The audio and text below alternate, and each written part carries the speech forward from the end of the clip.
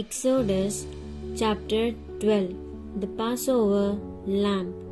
The Lord said to Moses and Aaron in the land of Egypt, "This month shall be the beginning of months to you. It is to be the first month of the year to you. Tell all the congregation of Israel on the 10th day of this month they are to take a lamb or a young goat for themselves, according to the size of the household of which he is the father, a lamb or young goat for each household. Now if the household is too small for a lamb to be consumed, let him and his next door neighbor take one according to the number of people in the households. According to what each man can eat, you are to divide the lamb. Your lamb or young goat shall be perfect, without blemish or bodily defect, a male a year old. You may take it from the sheep or from the goats. You shall keep it until the 14th day of the same month. Then the whole assembly of the congregation of Israel is to slaughter it at twilight. Moreover, they shall take some of the blood and put it on the two doorposts and on the lintel about the door of the houses in which they eat it. They shall eat the meat that same night, roasted in fire, and they shall eat it with unleavened bread and bitter herbs. Do not eat any of it raw or boiled in water, but roasted in fire, both its head and its legs, along with its inner part. You shall let none of the meat remain until the morning, and anything that remains left over until morning you shall burn completely in the fire. Now you are to eat it in this manner. Be prepared for a journey with your lions girded, that is, with the outer garment tucked into the band, your sandals on your feet, and your staff in your hand. You shall eat it quickly. It is the Lord's Passover. For I, the Lord, will pass through the land of Egypt on this night, and will strike down all the firstborn in the land of Egypt, both man and animal. Against all the gods of Egypt I will execute judgments, exhibiting their worthlessness. I am the Lord. The blood shall be a sign for you on the doorposts of the houses where you live. When I see the blood, I shall pass over you, and no affliction shall happen to you to destroy you when I strike the land of Egypt. Feast of Unleavened Bread.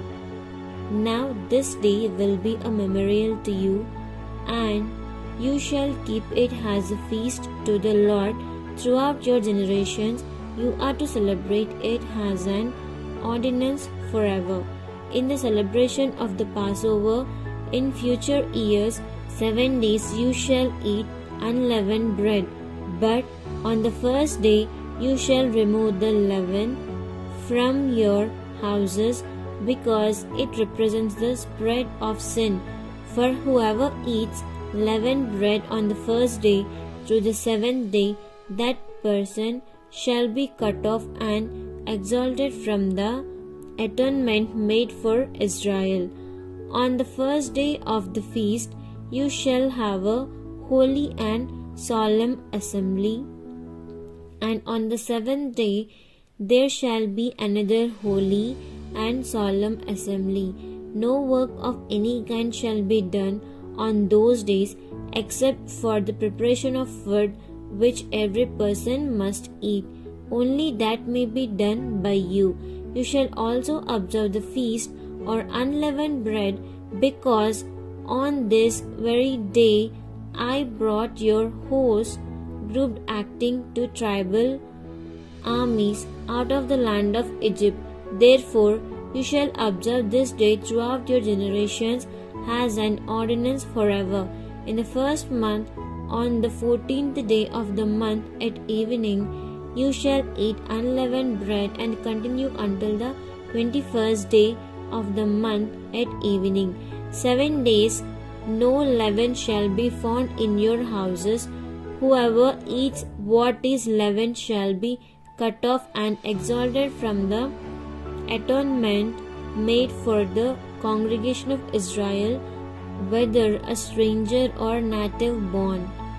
You shall eat nothing leavened in all your dwellings, you shall eat unleavened bread.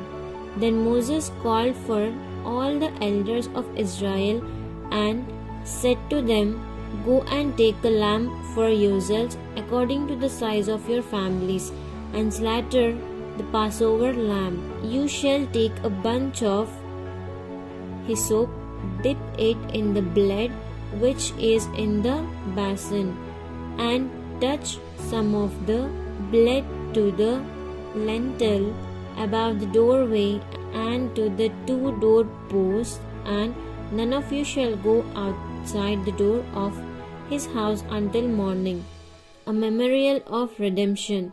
For the Lord will pass through to strike the Egyptians, and when he sees the blood on the lintel above the entryway and on the 2 doorposts, the Lord will pass over the door and will not allow the destroyer to come into your houses to slay you. You shall observe this event concerning Passover as an ordinance for you and for your children forever. When you enter the land which the Lord will give you as he has promised, you shall keep and observe this service. When your children say to you, What does this service mean to you? You shall say, It is the sacrifice of the Lord's Passover, for he passed over the houses of the Israelites in Egypt when he struck the Egyptians, but spread our houses. And the people bowed their heads low and worshipped God. Then the Israelites went and did as they had been told, just as the Lord had commanded Moses and Aaron, so they did. Now it happened at midnight that the Lord struck every firstborn in the land of Egypt, from the firstborn of Pharaoh who sat on his throne to the firstborn of the prisoner who was in the dungeon, and all the firstborn of the cattle. Pharaoh got up in the night, he and all his servants and all the Egyptians, and there was a great cry of heart attack and sorrow in Egypt, for there was no house where there was not someone died. Then he called for Moses and Aaron at night and said, Get up, get out from among my people, both you and the Israelites, and go. Serve the Lord, as you said.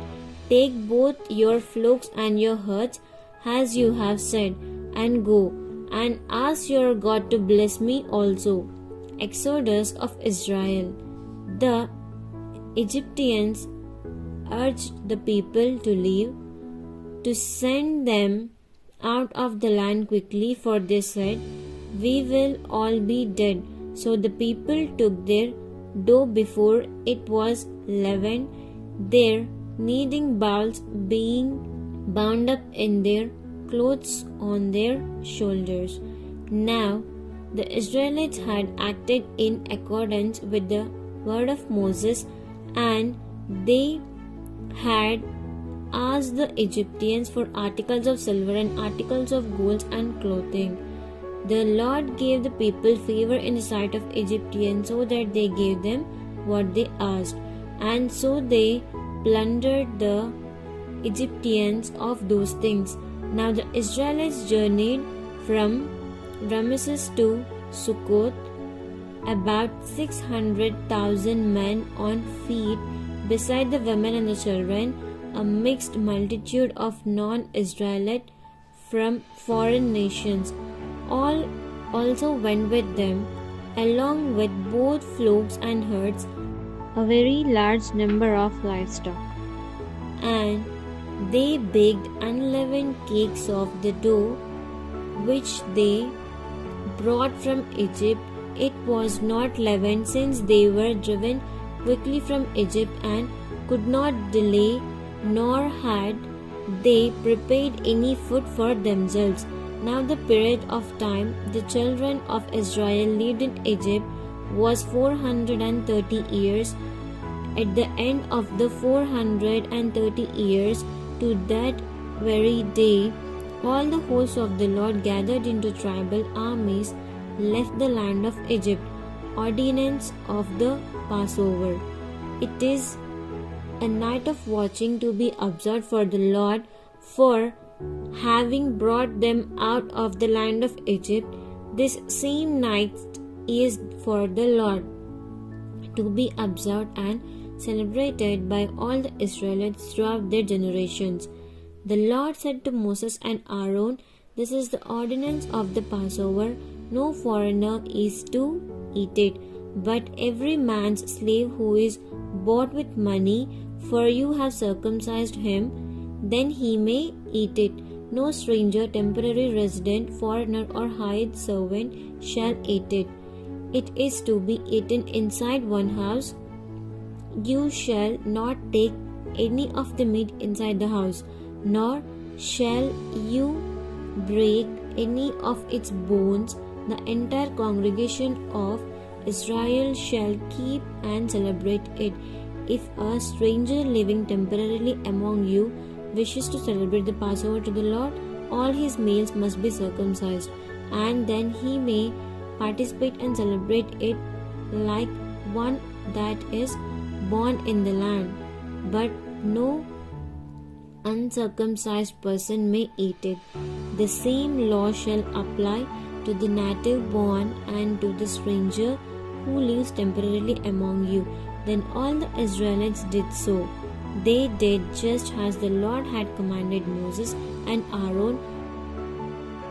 And on that very same day, the Lord brought the Israelites out of the land of Egypt by their hosts, tribal armies.